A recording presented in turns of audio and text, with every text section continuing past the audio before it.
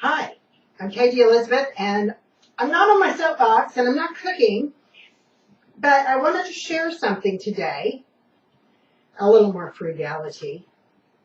Some folks might call it cheap, but I call it frugal and economical.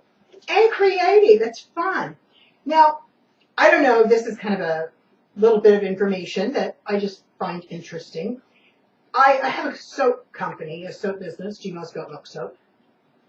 And I've discovered that Procter & Gamble began as a soap making. Mr. Procter and Mr. Gamble got together. They were brothers-in-law. One was a soap maker and one was a candle maker. So a couple of my soaps, the recipes for my soaps, call for an all-vegetable shortening. I don't put any lard or animal fat at all in my soaps. But a couple of my recipes do call for shortening. And so, I have some for the soap making. Now, this is a baby food jar. And what I really wanted was to find a way for people to have emergency supplies without, there's all kinds of like major prepper stuff online and all of that. It's like, it can be simpler and it certainly doesn't have to be that expensive. So here's baby food if you don't have a baby, most folks know somebody that does. And if not, a jar of applesauce in the baby food aisle is not that big a deal. You can cook with it.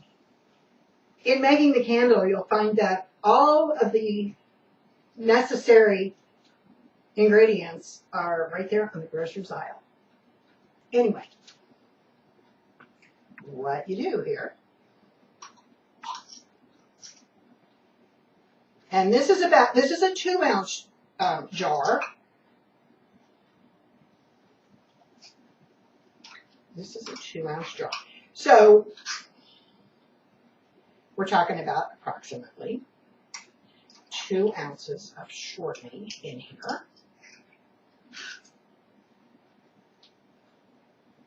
And I've already timed it. I put 1.5 ounces of shortening in a jar, and it burned for 18 hours.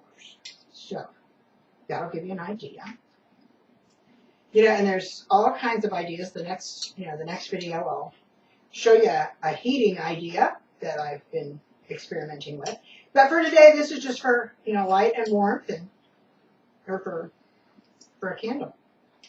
And it's nice to have, if you have a taper or two on hand, but then this is also a nice project when everybody's sitting around bored in the dark. Now, there's one other thing this little project takes. Have you ever noticed that when you buy birthday candles, they're really, somebody's only the age of the box that's in the box once, So there's always either extras or you have to give them the box. And so you usually do have candles on hand, birthday candles. Look at this.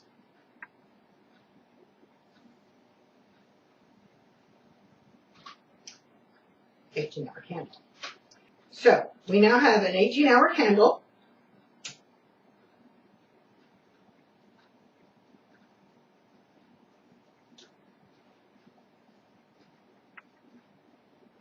And one of the tricks I learned through one of the, through semi-off-grid living and ice storms, and when you're out in the boonies, even if you have electricity, sometimes you don't because there's a lot of timber that falls on things. And when you're way out in the boonies, it's like you're one of the last connections because they got to get the cities turned on first. So what I did learn was you set a candle in front of a mirror, and it's like it doubles the illumination. So